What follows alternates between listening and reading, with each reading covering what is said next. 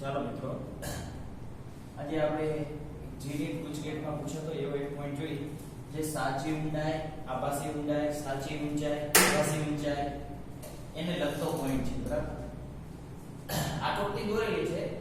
આપણે જે સાચી ઊંડાઈ, આભાસી ઊંચાઈ, ઊંચાઈ એના પ્રશ્નો જોયા ત્યારે આપણે મેં એના એક્ઝામ્પલ પર લીધા હતા. એમસીક્યુ સમજાયું કે કેવી રીતે એના એમસીક્યુ પૂછાય, પરંતુ ત્યારે માત્ર ને માત્ર એક જ માધ્યમ હતું. પરંતુ જીની પૂછગેટમાં એવા પ્રશ્નો પણ આવે કે સતત તમને બે માધ્યમ આપેલા હોય અને પ્રશ્ન પૂછે.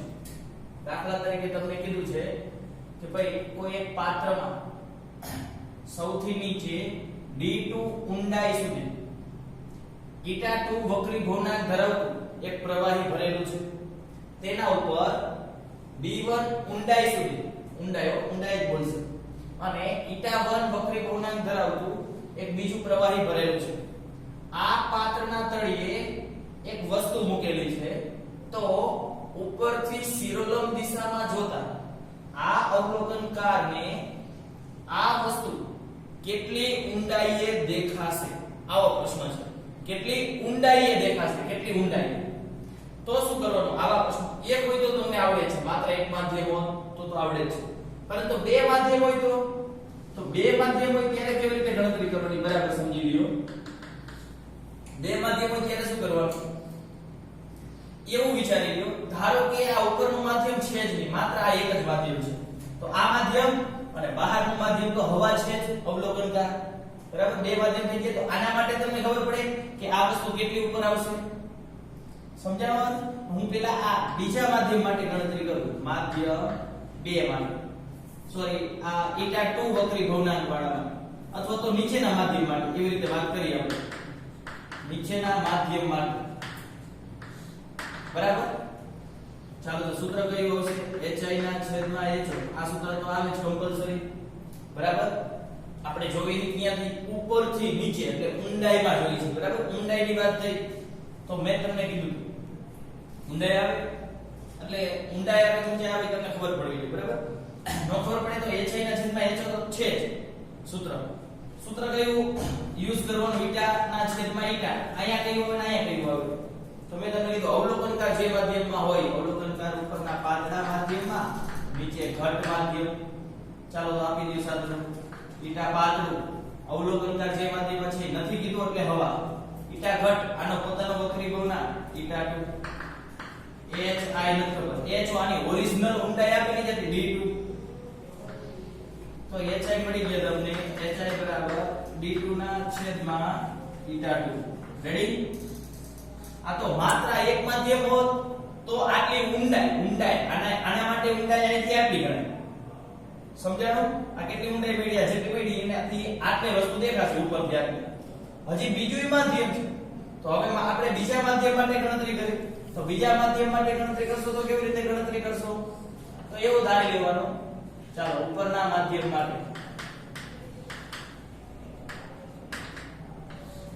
આ ઉપરના માધ્યમની વાત કરી. બરાબર, ઉપરના માધ્યમની વાત કરું તો એવું ધારી લો કે આ માધ્યમ નથી, આ માધ્યમ છે અને જોવાળું માધ્યમ. બે માધ્યમ લેવા તો કઈ રીતે? ચાલો ફરીવાર hi ના છેદમાં ho બરાબર η ના છેદમાં η.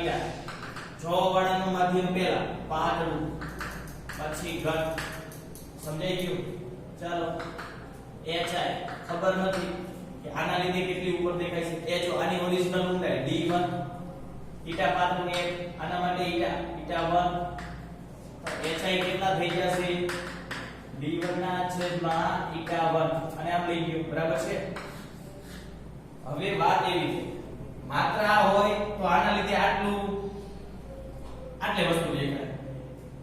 સમજાય છે? એમ આ હોય તો એના લીધે પણ કઈક વસ્તુ કઈક ઉપર દેખાય. બે છે તો બે ના લીધે ટોટલ કેટલી ઉપર આવે? સમજાય? એટલે ટોટલ આભાસી ઊંડાઈ, ટોટલ આભાસી ઊંડાઈ બરાબર બંને ઊંડાઈનો સરવાળો, આનો સરવાળો બધાનો સરવાળો. ચલો d1 ના છેદમાં η1 d2 ના છેદમાં η2.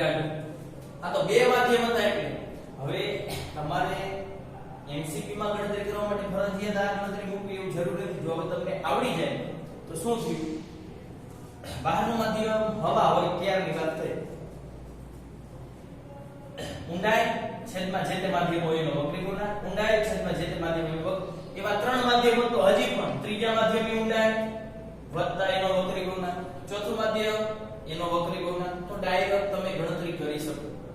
સમજાઈ ગયું? તો આવા એમસીક્યુ આવતા હોય. બરાબર છે? તો ખાસ આ નોટ કરી લો. બીજું ખાસ એક ખાસ સૂત્ર યાદ રાખી લેજો. ઊંડાઈ માટે એટલે કે સાચી અને આભાસી ઊંડાઈ માટેનું સૂત્ર, એવી જ રીતે ઊંચાઈ માટે. બરાબર?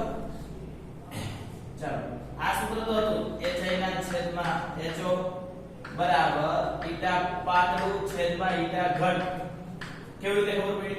ઊંડાઈ હોય એટલે આપણે ઉપરથી જોતા હોય ને તો ઉપરનું માધ્યમ હવા, પાતળું માધ્યમ એટલે પહેલા ઈ લેવાનું. પહેલા કયું લેવાનું? અવલોકનકાર હોય.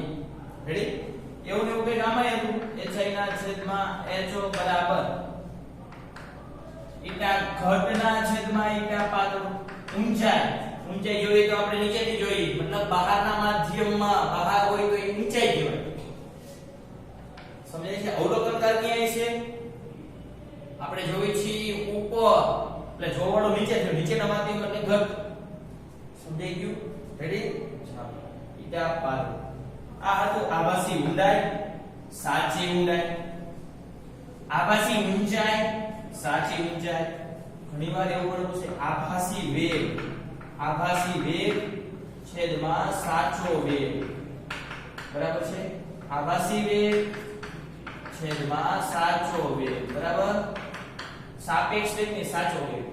તો આ એના સૂત્ર તો સામેના સૂત્ર તો એ જ થાય છે. બરાબર? ઉપર આભાસી, નીચે સાચું ઓરિજિનલ. એ વેગ હોય તો ભલે, ઊંડાઈ હોય તો ભલે, ઊંચાઈ હોય તો ભલે. આ સૂત્ર યાદ રાખો કે આવા દાખલા એમસીક્યુ માં આવે તો તમને આવડે. બરાબર? એટલે આ નોટ કરી લ્યો. બરાબર છે? હવે એમસીક્યુ આવતા હોય. ચાલો ત્યાર પછી આપણે જોઈએ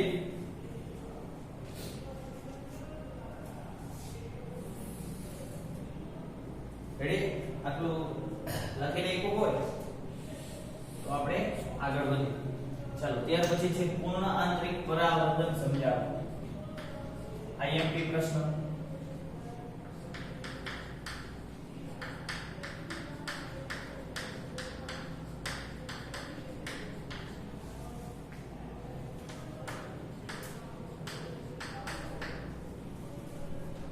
કાલે મેં તમને કીધું તો ઉદાહરણ 9.5 તમારી જાતે કરજો. બરાબર? તો એવી આશા રાખું કે તમે ગણી નાખ્યું હશે. બરાબર? ચાલો હવે આગળનો ટોપિક છે પૂર્ણ આંતરિક પરાવર્તન સમજાવો. પૂર્ણ આંતરિક પરાવર્તન કોને કહેવાય? બરાબર સમજો. તો જોતા જઈએ આપણે પૂર્ણ આંતરિક પરાવર્તન માટે.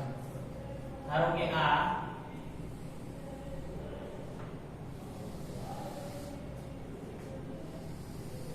કોઈ એક માધ્યમ છે, ઘટ માધ્યમ. આ ઘટ માધ્યમ છે, એનો વક્રી ગુણાંક થીટા. એ ભાઈ તમે કોઈ પણ ને પહેલું માધ્યમ, કોઈ પણ ને બીજું માધ્યમ કહી શકો. તમારે ભૂલ એ ન થવી જોઈએ કે તમે જેને પહેલું ને બીજું કહો છો એમાં ખૂણા અને એના પ્રમાણે જે નામ છે આડાવડા ન થઈ જાય. એ ખાસ ધ્યાન રાખવાનું. બરાબર? હું આને ઈટા ટુ કહું છું, ચાલો આને ઈટા વન કહો, ટેક્સ્ટ બુક પ્રમાણે ચાલી આપણે. બાકી આને ઈટા ટુ કહો તો પણ કાંઈ ફરક ન પડે. ખાસ યાદ રાખજો. આ માધ્યમને ઈટા ટુ કહું છું. હજી સરળ રીતે યાદ રાખવું હોય તો એવું કરી શકાય.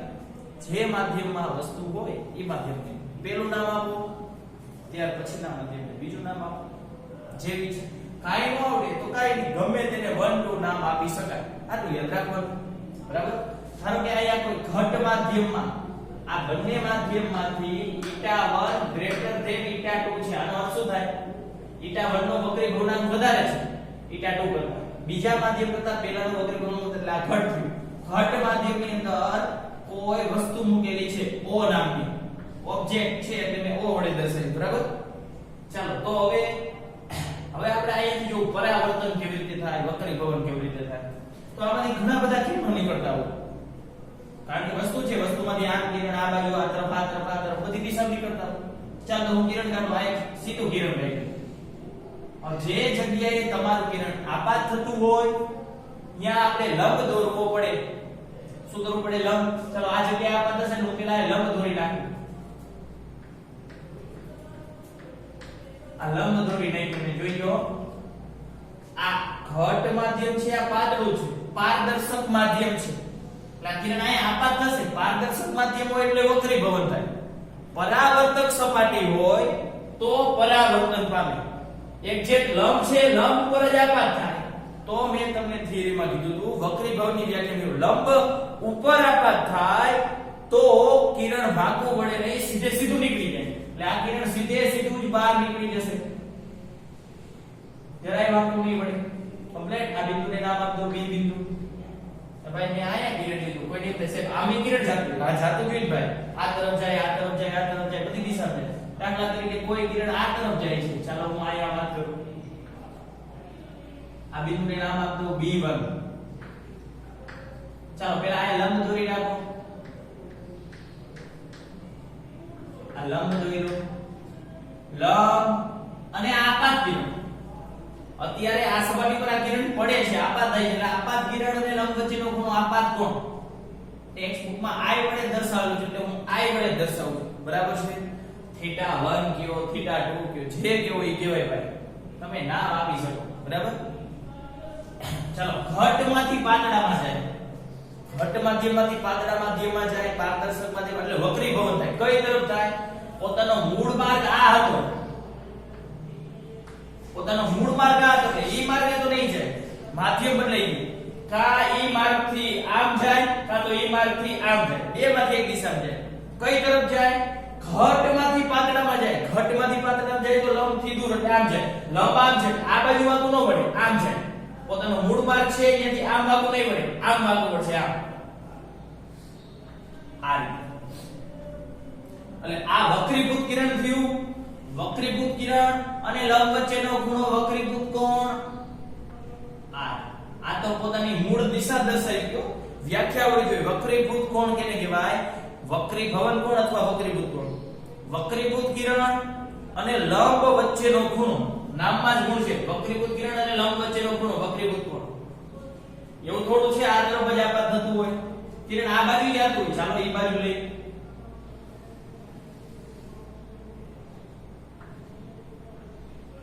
ચાલો આ બિંદુને નામ આપ દો B2 બરાબર છે આ લંબ દોરો ચાલો લંબ અને આપાત કિરણ વચ્ચેનો ખૂણો લંબ અને આપાત કિરણ વચ્ચેનો ખૂણો આપાત ખૂણો અહીંયા જે છે એના કરતા કંઈક અલગ હશે I ડેશ નામ આપી દઉં કદાચ તમે અહીંયા I નામ આપ્યું થીટા નામ આપો જે નામ આપ્યું એ પાઈ બરાબર છે I ડેશ નામ આપ્યું મેં ચાલો તો કિરણ આ માર્ગે જાતું હતું હવે ઈ માર્ગે નહીં જાય કેમ માધ્યમ બદલાઈ ગયું કઈ તરફ જાય છે જોવો તો આ રસ્તાથી કામ જાય આ રસ્તાથી કામ જાય ઘટમાંથી પાતળામાં લંબથી દૂર એટલે આમ પાકું પડી જાય છે વક્રીભૂત કિરણ અને લંબ વચ્ચેનો ખૂણો વક્રીભૂત કોણ આ ડેશ નામ આપી દો હજી એમ થાય કે સાહેબ આ એવું થોડું છે કે કિરણ આયા પતા આયા પતા તો ચાલો તો અહીંયા લઈ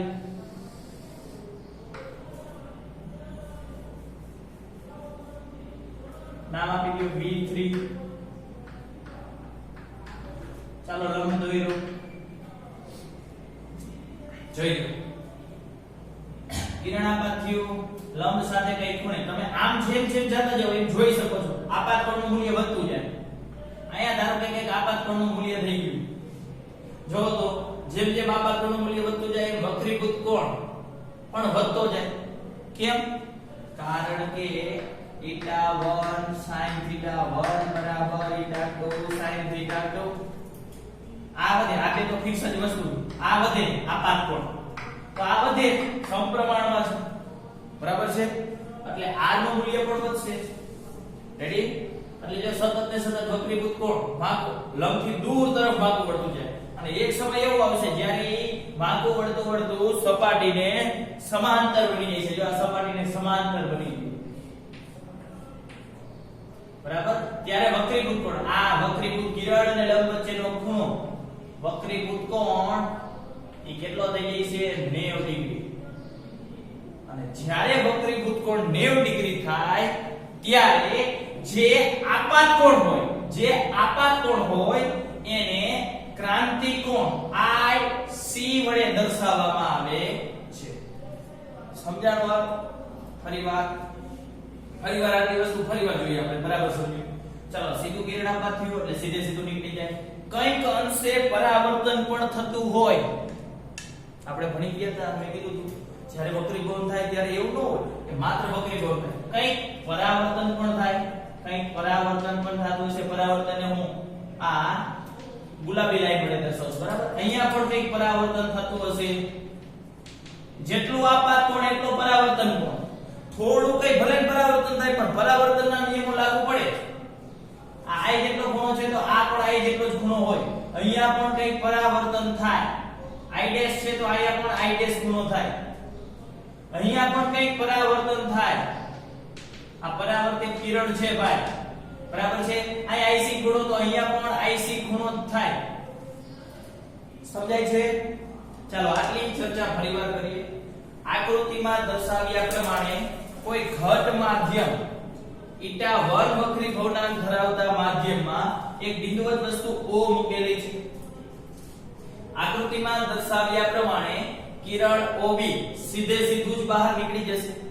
હવે જેમ આપણે કિરણ B થી B1 તરફ, B2 તરફ, B3, B4, B5 તરફ જતા જઈએ તેમ વસ્તુમાંથી નીકળતા કિરણોનો લંબ સાથેનો ખૂણો એટલે કે આપાત કોણનું મૂલ્ય સતત વધતું જાય છે.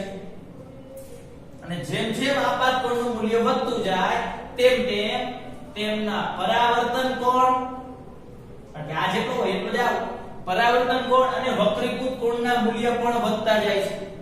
અને એક સમયે આકૃતિમાં દર્શાવ્યા પ્રમાણે B3 બિંદુ પાસે જ્યારે વક્રીભૂત કિરણ આ માધ્યમની સપાટીને સમાંતર બને ત્યારે વક્રીભૂત કોણ 90 ડિગ્રી બને છે. આ વખતે જે આપાત કોણ હોય ઈ આપાત કોણને આપણે ક્રાંતિ કોણ તરીકે ઓળખીશું. એવા ખૂણા તરીકે ક્રાંતિ કોણ, જેને IC વડે દર્શાવે. એટલે ક્રાંતિ કોણ ઈ એક આપાત કોણ જ છે, પણ કેવો આપાત કોણ કે જ્યારે વક્રીભૂત કોણ 90 ડિગ્રી બને.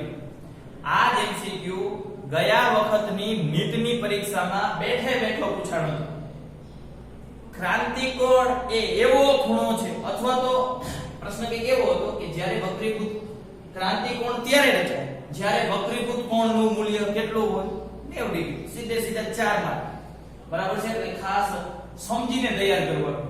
સમજાણો આટલો પ્રશ્ન? અને જ્યારે ક્રાંતિ કોણની સ્થિતિ રચાય ઈ વખતે જે કિરણ પરાવર્તન પામતું હોય, એવા કિરણને આપણે કહીશું ક્રાંતિ કિરણ. એવા કિરણને કેવું કિરણ કહીશું આપણે? ક્રાંતિ કિરણ. બરાબર છે? આ સમજાણું આટલું કમ્પ્લીટ. ચાલો, હવે આપણે હજી એવો પ્રશ્ન થાય સાહેબ, એવું થોડું છે આયન કિરણ આપાત, હજી આમાં આગળ આપાત થતું હોય. ચાલો, હજી આપણે આપાત કર્યું, બરાબર છે? હજી આપણે આ થોડાક માધ્યમને મોટું લઈ લઈએ.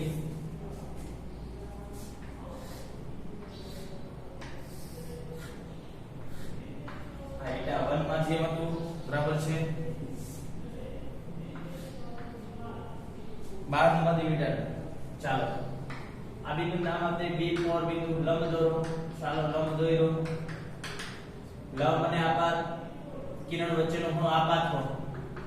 હવે એવું ફરજિયાત નથી I નામ, I ડેશ, IC તો ટેક્સ્ટ બુક માં આ રીતે આપ્યા છે એટલે, બાકી તમે ખાલી I ખૂણો નામ આપો તોય ચાલે. પણ એટલી ખબર છે જેમ આપણે B, B1, B2, B3, B4 તરફ જઈએ તેમ આપાત કોણનું મૂલ્ય વધતું જાય. બરાબર છે?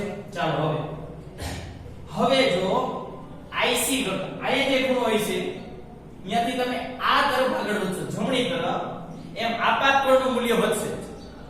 હવે જો I greater than IC થાય, આ એટલે આપાત કોણ. કોઈ પણ જગ્યાએ આપાત કિરણને લંબ સાથે બનાવેલા ખૂણાને I વડે દર્શાવે. આ ખૂણાની વાત નથી કરતો, આ તો ભલે જે નામ આપ્યું I ડેશ IC હું આ ખૂણાની વાત કરું છું. આ તો હવે કઈ નામ નથી, I ડબલ ડેશ કહી દયો, એવું કઈ ફરજિયાત નથી. θ1 કહી દયો. હું આ ખૂણાની વાત કરું છું, બરાબર? હવે જો I ગ્રેટર ધેન IC થાય, IC એટલે ક્રાંતિ કોણ કરતા આપાત કોણનું મૂલ્ય વધે એટલે આ તરફ. અને આ જે કોણ હોય છે એનું મૂલ્ય ક્રાંતિ કોણ કરતા વધારે છે તો શું થાય છે? હવે વિચારો, જેમ જેમ આપાત કોણનું મૂલ્ય વધ્યું એમ વક્રીભૂત કોણ વધતો ગયો, સપાટીની સમાંતર થઈ ગઈ, ત્યાર પછી હજી પણ વધશે વક્રીભૂત કોણ. સમજાય છે? એટલે કિરણ આમ વાંકું વળતું હવે શું થઈ જશે? કિરણ એના એ માધ્યમમાં પૂરેપૂરું 100% પરાવર્તન પામશે. અહીંયા બધે હતું આંશિક, થોડુંક પરાવર્તન થતું હતું, થોડુંક પરાવર્તન. અહીંયા 100% પરાવર્તન પામે છે, 100% આંતરિક એના એ જ માધ્યમમાં પરાવર્તન પામે છે પૂરેપૂરું. એટલે આવી ઘટનાને પૂર્ણ આંતરિક પરાવર્તન કહે છે. સમજાણું મિત્રો? લાઈટ થઈ? ક્લિયર થઈ ગયું? અહીંયા કોઈ જ પ્રકારનું વક્રીભવન થતું નથી. સમજાઈ ગયું? 100% પરાવર્તન પામે છે. એટલે આવી ઘટનાને આપણે કહીશું પૂર્ણ આંતરિક પરાવર્તન. સમજાઈ ગયું? ટૂંકમાં સમજાવી દઉં. આકૃતિમાં દર્શાવ્યા પ્રમાણે ઘટ માધ્યમ θ1 માં બિંદુવત વસ્તુ O મૂકેલી છે અને આકૃતિમાં અલગ અલગ કિરણો દર્શાવેલા છે.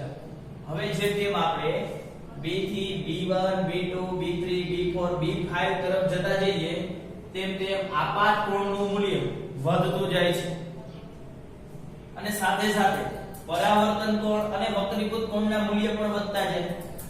પરંતુ B3 બિંદુ પાસે જ્યારે વક્રીભૂત કોણ 90 ડિગ્રી બને તે વખતે આપાત કોણના મૂલ્યને ક્રાંતિ કોણ IC કહે છે.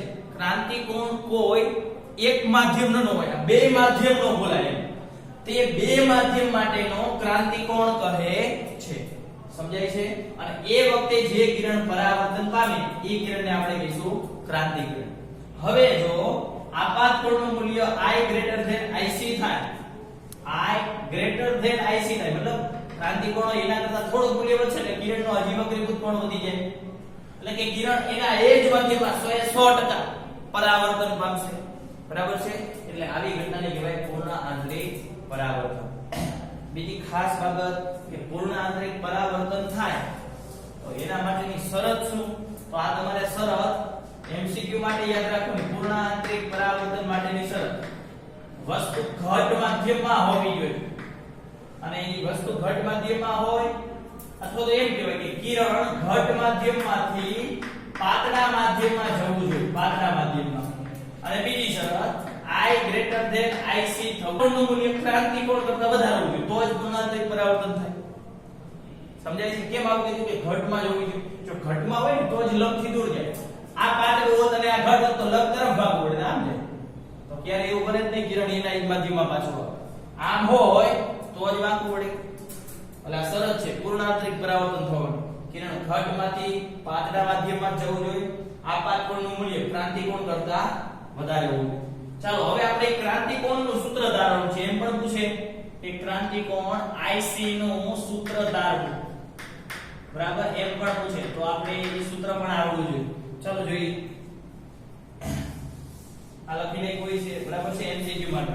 ચાલો હવે ક્રાંતિ કોણ IC કઈ જગ્યાએ બને છે એ વિચારો. આપાત કોણ છે, તમારી આગળ વક્રીભવનાંક છે η અને θ. કયો સંબંધ η અને θ?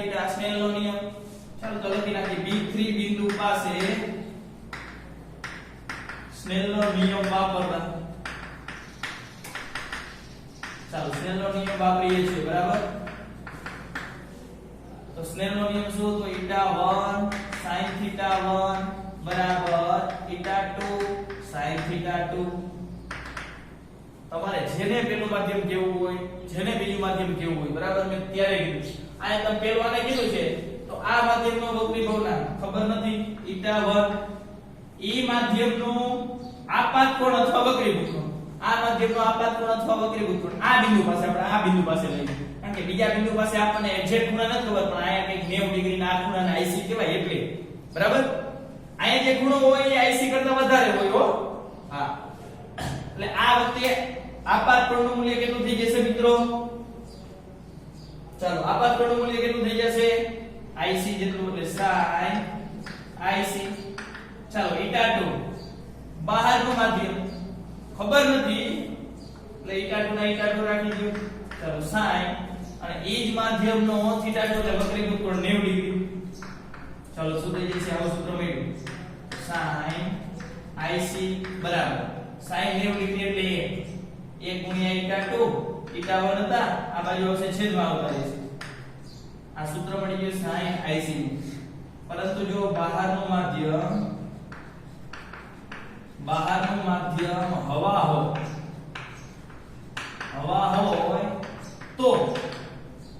હોય તો બહારનું માધ્યમ 𝜃2 લીધું તો 𝜃2 બરાબર 1 અને 𝜃1 બરાબર 𝜃 લઈ નાખું બરાબર તો સૂત્ર શું થઈ જશે તો સૂત્ર આવું થઈ જશે sin IC બરાબર 𝜃2 એટલે 1 𝜃1 એટલે 𝜃 આ સૂત્ર મળ્યું આ સૂત્ર ફરજિયાત કયા કેસમાં વપરાય તો કે જ્યારે માત્ર ને માત્ર બહારનું માધ્યમ એક હોય ત્યારે આ વ્યાપક સૂત્ર છે અને તમે આ સૂત્ર ઉપરથી ચેક કરી શકો હવે તમે 1 2 ના આપ્યું હોય તો તકલીફ આ સૂત્ર વાપરવામાં થાય છે બરાબર કઈ રીતે દાખલા તરીકે તમે સૂત્ર ગોખી નાખ્યું sin IC બરાબર 𝜃2 ના છેદમાં 𝜃1 તમે 𝜃2 આને 𝜃1 આને એટલે ભૂલ થાય તમે તમારા સૂત્ર પ્રમાણે હાજર પણ અત્યારે આયા કઈ માધ્યમ આવે બહાર અહીંયા આવે હવે ઈ કેવી રીતે નક્કી કરવાનું આવી રીતે sin ની કિંમત વધુ ને વધુ કેટલી હોય 1 હોય બરાબર ને તો હવે આ ગુણોત્તર 1 આવવું જોઈએ અથવા 1 કરતા ઓછો આવવો 1 કરતા વધારે તો ક્યારેય ન જ આવવું જોઈએ તો જ sin IC સૂત્ર સાચું કહેવાય બરાબર તો હવે મને જવાબ આપો સૌથી ઓછામાં ઓછો વક્રીભવનાંક હવા અથવા તો શૂન્યાવકાશનો જે એક છે એના કરતા બીજું કોઈ પણ માધ્યમ લ્યો એનો વક્રીભવનાંક વધારે જ છે સમજાણો અર્થ લાઈટ થઈ કમ્પ્લીટ એટલે જે ઓછો વક્રીભવનાંક કોઈ ઉપર મૂકવાનો વધારે વક્રીભવનાંક કોઈ નીચે તો જ આ ગુણોત્તર 1 કરતા ઓછો આવે લાઈટ થઈ તો જ આ કિંમત 1 કરતા ઓછી રહે એમ આ તમે સૂત્ર ગમે તેવા 𝜃2 ના છેદમાં 𝜃1 કે 𝜃1 ના છેદમાં 𝜃2 તમારે કિંમત મૂકવામાં શું ધ્યાન રાખવાનું ઓછી કિંમત ઉપર હોવી જોઈએ કેમ કારણ કે sin ની કિંમત રહી 1 કરતા ઓછી હોય અથવા 1 હોય તો 1 કરતા ઓછી 1 કરતા વધારે તો ન જ હોય તો આ ગુણોત્તર 1 કરતા ઓછો હોય એટલે ઓછી કિંમત છેદમાં વધુ કિંમત કમ્પ્લીટ થઈ ગયું આના આધારે નીટમાં ગયા વખતે MCQ પૂછાણો તો બરાબર તમે ખાસ યાદ રાખજો બીજું MCQ માટે ખાસ આ જે સૂત્ર છે sin IC બરાબર 1 ના છેદમાં 𝜃 બરાબર તો એના આધારે એક બીજું MCQ હતો sin IC સમપ્રમાણમાં 1 ના છેદમાં 𝜃 આ 𝜃 એટલે જે તે માધ્યમનો વક્રીભવનાંક આનો જે માધ્યમમાં વસ્તુ હોય એ જ છે બરાબર સમપ્રમાણમાં લેમ્બડા ખાસ યાદ રાખજો હે હવે એક સમીકરણ એવું છે કોચીનું સમીકરણ કોચી વૈજ્ઞાનિકનું નામ છે કોચી ઇક્વેશન જે આપણે ભણવામાં આવતું નથી પણ આ ઇક્વેશન એવું કહે છે કે 𝜃 અને લેમ્બડા આ બંનેનો સંબંધ વ્યસ્ત છે બરાબર છે આટલું યાદ રાખજો ઇક્વેશન બહુ મોટું છે આપણે યાદ રાખવાની જરૂર નથી પણ આ બંનેનો સંબંધ વ્યસ્ત છે ટૂંકમાં વક્રીભવનાંક અને તરંગ લંબાઈ જો આપણે સફેદ પ્રકાશ રહ્યો એ અલગ અલગ રંગોનો બનેલો છે બરાબર તમે 10મા 9મા ધોરણમાં થોડું ભણીને આવ્યા છો આગળ પણ ભણશું જ આપણે છાની વાલી પીનારા બરાબર તો દરેક રંગની તરંગ લંબાઈ પણ અલગ અલગ હોય દરેક રંગની તરંગ લંબાઈ અલગ અલગ હોય તો દરેક રંગ માટે વક્રીભવન પણ અલગ અલગ થાય બરાબર છે એ આગળ આવશે એટલે આપણે ભણશું એટલે ટૂંકમાં અત્યારે આપણે આ ખાસ યાદ રાખવાનું છે MCQ માટે એટલે તમને એવા MCQ પૂછે કયા રંગ માટે ક્રાંતિકોણનું મૂલ્ય મહત્તમ હોય મહત્તમ IC કેના માટે થાય લઘુત્તમ IC કેના માટે થાય IC એટલે ક્રાંતિકોણ તો હવે મને જવાબ આપો તો આ ખબર પડી જાય તરંગ લંબાઈ જેની મહત્તમ એના માટે ક્રાંતિકોણ મહત્તમ જેના માટે તરંગ લંબાઈ લઘુત્તમ એના માટે ક્રાંતિકોણ લઘુત્તમ બરાબર છે એટલે અત્યારે માત્ર આ MCQ યાદ રાખજો કારણ કે હજી તરંગ લંબાઈ તમારે આવી નથી હું કહીશ તોય નહીં ખબર પડે એટલે આગળ આપણે એક ટોપિક આવવાનો છે કે જાણીવાલી પીનારા રંગોમાં વિભાજન થાય, કેની તરંગલંબાઈ મહત્તમ હોય, કેની તરંગલંબાઈ ન્યૂનતમ હોય. આ પ્રશ્નો પણ ગયા વખતની જી યુનિટ એક્ઝામમાં પૂછાણો. નીચેનામાંથી કયા રંગની તરંગલંબાઈ મહત્તમ હોય છે અથવા તો લઘુત્તમ હોય છે એ આવશે એટલે હું કહીશ. પણ આના ઉપરથી આવા એમસીક્યુ પૂછે મહત્તમ આઈસી કયા રંગ માટે, બરાબર છે. એવી રીતે લઘુત્તમ આઈસી કયા રંગ માટે, અને એ ખબર પડે કે લેમ્ડા મહત્તમ લઘુત્તમ કિરણોત્સર્ગ એના માટે વક્રીભવન પણ ખબર પડે. એટલે ત્યારે ફરીથી આપણે આ સૂત્રનો ઉપયોગ કરીશું, બરાબર છે. કમ્પ્લીટ. જે રંગની તરંગલંબાઈ વધારે હોય એનું વક્રીભવન ઓછું થાય ત્યારે આપણે ભણીશું, બરાબર. ક્લિયર થઈ ગયું? તો આજનો આપણો પૂર્ણ આંતરિક પરાવર્તનનો ટોપિક. બીજી વાત એવું પણ પૂછાઈ શકે, જો તો હવે કિરણ સમાંતર બને ત્યાર પછી પરાવર્તન થાય, એટલે હું એમ પણ કહી શકું કે આ સપાટી રહી અરીસાની જેમ વર્તન કરે છે, અરીસાની જેમ વર્તન કરે છે, બરાબર. ત્યાર પછી 100% પૂર્ણ આંતરિક પરાવર્તન થાય. તો આ તો પૂર્ણ આંતરિક પરાવર્તન કમ્પ્લીટ. ઓકે.